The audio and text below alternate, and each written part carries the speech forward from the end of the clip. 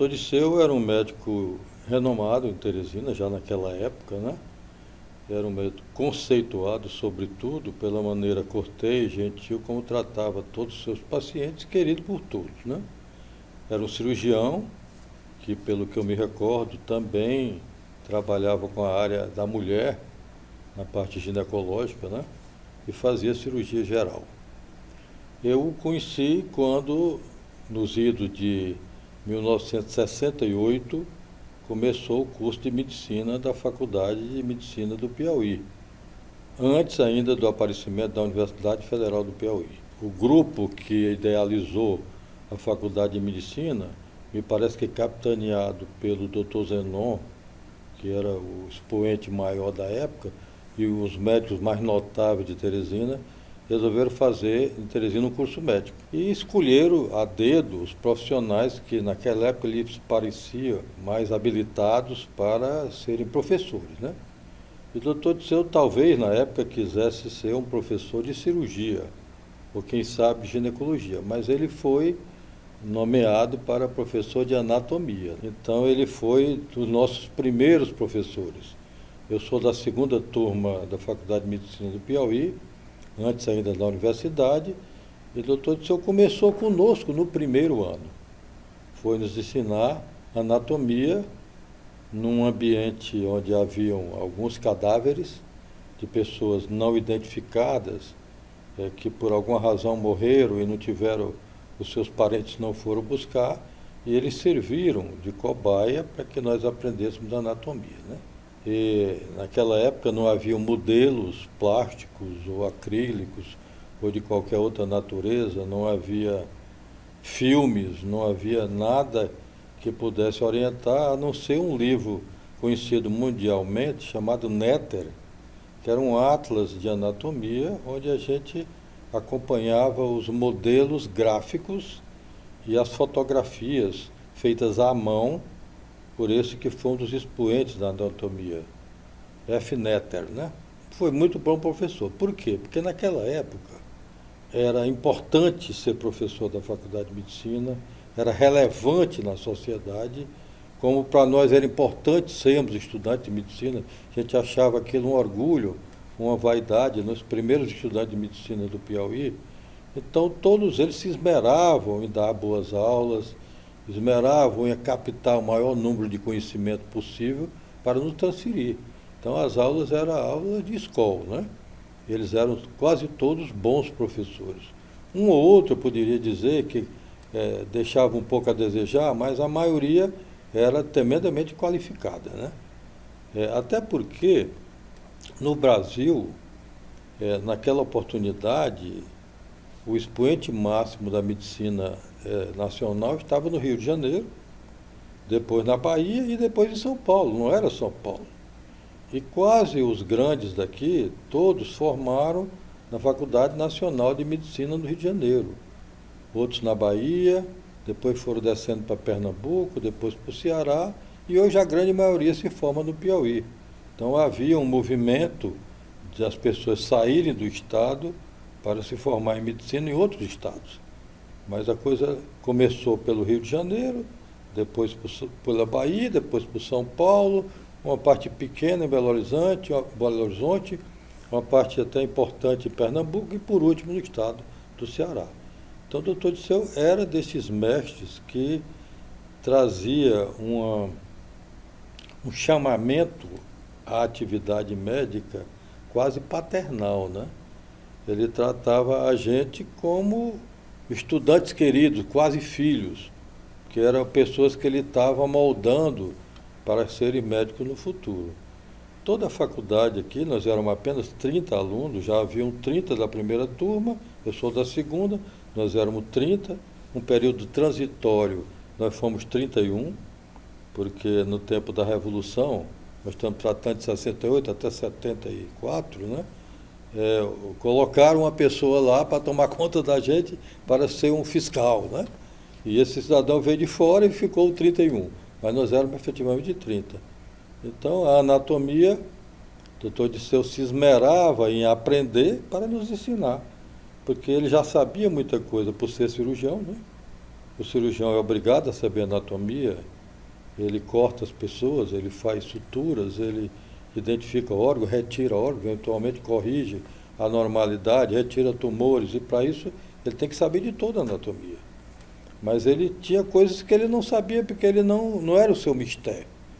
Por exemplo, ele não trabalhava com cabeça, com pescoço, mas ele teve que aprender a anatomia do cérebro, a anatomia da parte cervical, do pescoço todo, para ensinar para a gente. Muito bom.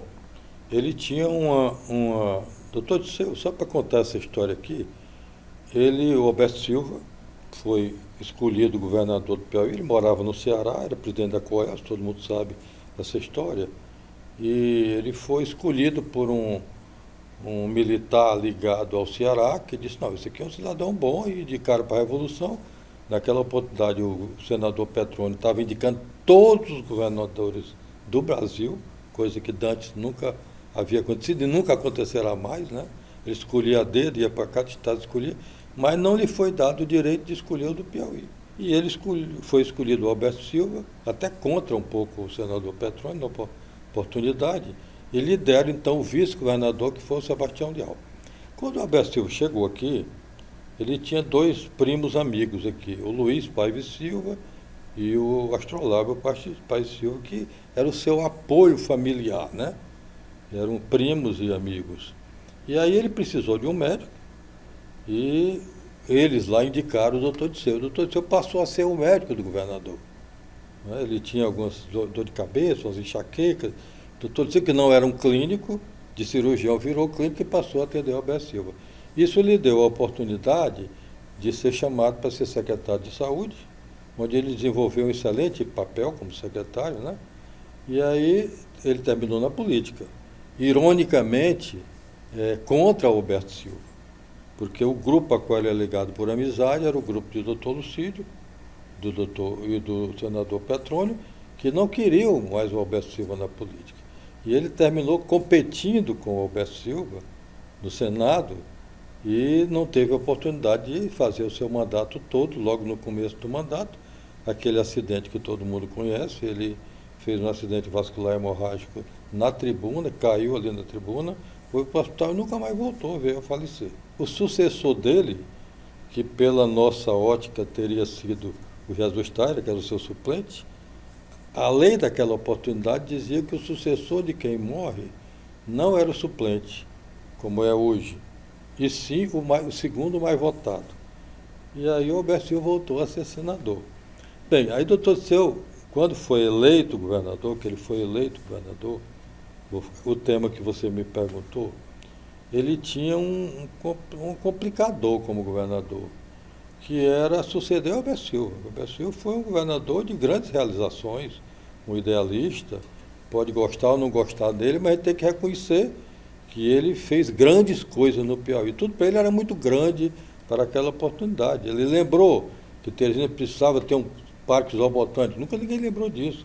Teresina precisava ter um estádio, precisava ter mais pontes, precisava ter mais isso, aquilo, mais avenidas. Então ele foi um grande governador. E o doutor Disseu teve a missão difícil de sucedê-lo como governador e fez isso com maestria. Tanto que ele é certamente o político mais homenageado em todos os tempos do estado do Piauí. Ele tem nome de cidade, ele tem nome de bairro, ele tem dezenas, talvez uma centena de hospitais e clínicas com o nome dele. Ninguém tem o tanto de homenagem que o doutor Disseu teve. Então isso é um indicativo de que ele agradou como político, as pessoas que eu convivo hoje, que trabalharam no governo do doutor Disseu, o adoravam. E o adoravam, porque ele não é mais vivo, claro. Mas adoram a sua memória de bom governador. Você vê, naquele tempo, ser bom governador seria fazer casas populares. E ele fez muito mais do que o Alberto Silva. Concluiu o Albertão, que o Alberto Silva deixou inacabado, ele concluiu. Então, ele tocou as obras que haviam iniciado e fez obras que marcaram a sua passagem pelo governo do Piauí. Então, com certeza, ele foi um bom governador. Ele era um homem simples, né? Era um homem cordato, gentil, cortês, educado, embora ele tinha alguns toquezinhos, ele não era muito de gostar de sujeira, por exemplo. Então, Contam, eu não sei porque eu nunca vi isso aí, mas que ele não bebia água na casa de todo mundo, ele tinha que ter sua água separada, mineral e tal, primava por lavar a mão, isso é um hábito do cirurgião. O cirurgião também que vai operar tem que lavar as mãos, né? E a gente sabia dessa história toda, que ele era muito reservado familiarmente, muito discreto, não era de hábito de beber e tal. Tinha um fim de semana onde ele ia para a casa de um cunhado dele, que era o Luiz Fortes, irmão do Zé Luiz Fortes, que é pai do Fernando. E o Luiz Fortes, por ironia, por coincidência, era meu padrinho, né? E ele ia todo fim de semana para Atalaia, que era o sítio do Luiz Fortes, onde lá eles brincavam, tomavam cerveja, mas ele nunca foi um grande bebedor, nunca foi de farra, foi muito comedido e muito família, né? E eu também tive a oportunidade de morar próximo dele. Ele morou bem pertinho da minha casa, na rua Ariolino de Abreu. Então a gente tinha uma convivência até com um outro dia encontrei o de seu filho lá no Vasto, e o de seu filho tinha tomado uns vinhos e tal, aí disse, rapaz, eu estava me lembrando naquele tempo do teu trote, que eu nem me lembrava mais, quando te pegaram bêbado e passou por cima do muro da faculdade para levar para o pronto-socorro, passando mal e tal.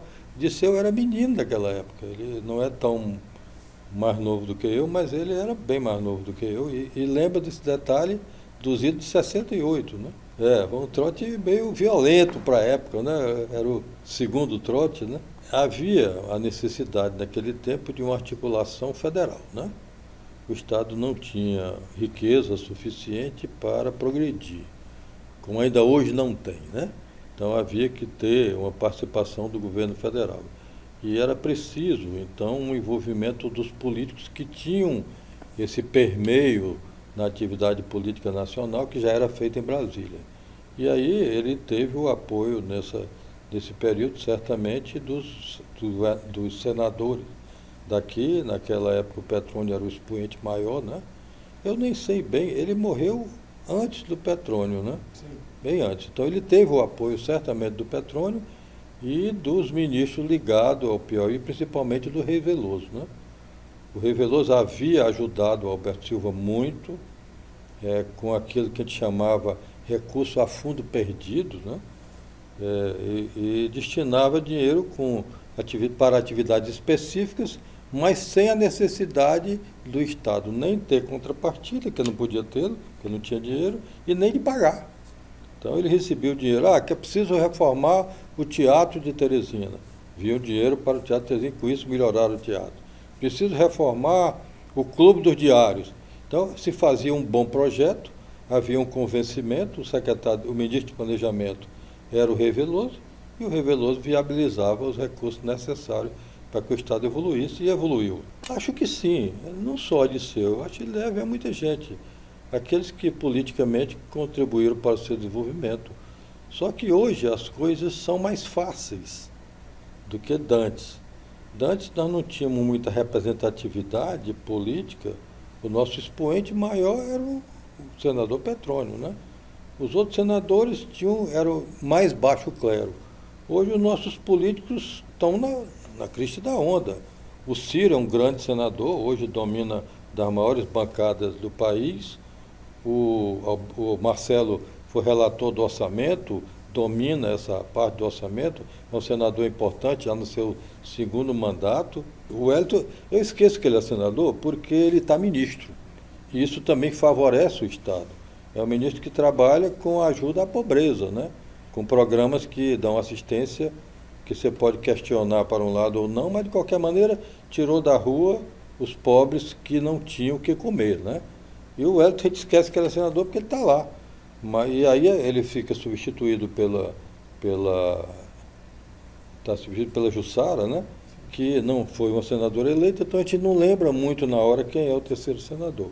Mas ele presta um trabalho de senador para o Piauí, pela importância que tem e pela amizade que tem com o presidente da República atual. Ele gostava tanto da turma que ele sentia o termômetro de nós todos. Afinal de contas, nós éramos 30. Era fácil identificar pelo nome E havia também uma relação de que muitos ele conhecia o pai, como no meu caso, ele conhecia meu pai, minha mãe. Então havia uma relação, digamos, paternal. A minha lembrança é que ele estava preocupado com que todos estudassem e tivessem um bom desempenho. E cobrava isso. A ponto de que um dia nós havíamos feito uma brincadeira na noite anterior, e naquele tempo as brincadeiras daqui terminavam 3, 4 horas da manhã. Hoje a gente está um pouco mais civilizado, termina meia-noite, um pouco menos, até porque não tem quem queira trabalhar na cozinha até 3, 4 horas da manhã. Mas a gente farreava aqui a 3, 4 horas da manhã, e um dia, numa dessas brincadeiras nossas, nós fomos para aula todos dormindo. E ele chegou lá e identificou que todos nós estávamos semi-bêbados, egressos da noite anterior, disse, hoje é melhor não ter aula, porque os meninos estão sem condições de assistir aula. Então, todos isso, os alunos da minha turma lembram dessa história.